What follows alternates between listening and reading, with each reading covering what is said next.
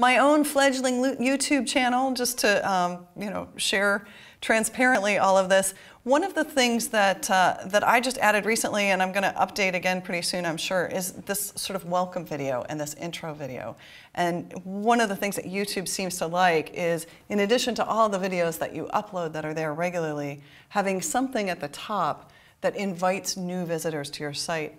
And something you should know from a design perspective, as well as for creating these, once YouTube recognizes that somebody's been to your site before, especially if they're a subscriber, that intro video disappears for them.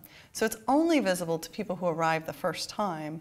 After somebody subscribes or signs up for your channel, that disappears into the background. So it's really a, hey, welcome to my channel. This is what you can expect to find here. These are the kinds of things that I do here. But you don't have to worry that that's going to be seen over and over by people who come back.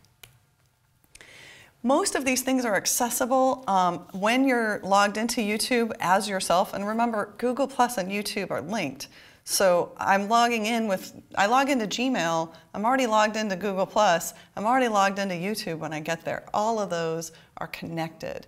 And if you're using one browser with all three of those sites, you log in once and you're already logged in when you get to the others. So you see your little icon over here tells you that this is, that you're logged in, this is your channel, and then you can get to things like the YouTube settings, which is where you'll find privacy and other options, and the video manager, which is where you do all the things that affect video.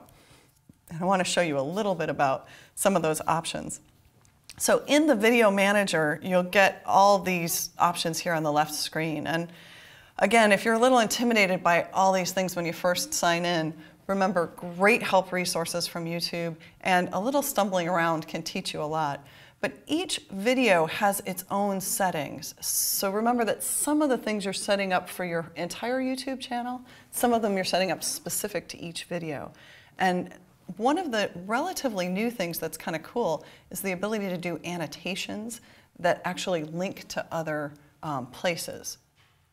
But before you can create annotations with links, and this is one of the new things I wanted to make sure to include as a tip, you have to verify that you're the owner of the YouTube channel with a YouTube Verify.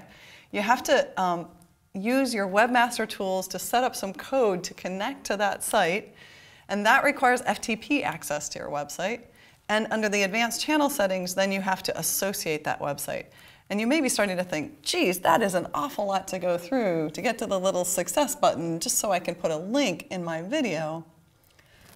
That's YouTube being especially cautious about how people embed links in videos. So if you think about YouTube wanting to protect its world and wanting to make sure that if you follow a link from a video in YouTube, you go to a legitimate source and not to some spam site or worse, YouTube is going through this verification process to make sure that those links don't get abused.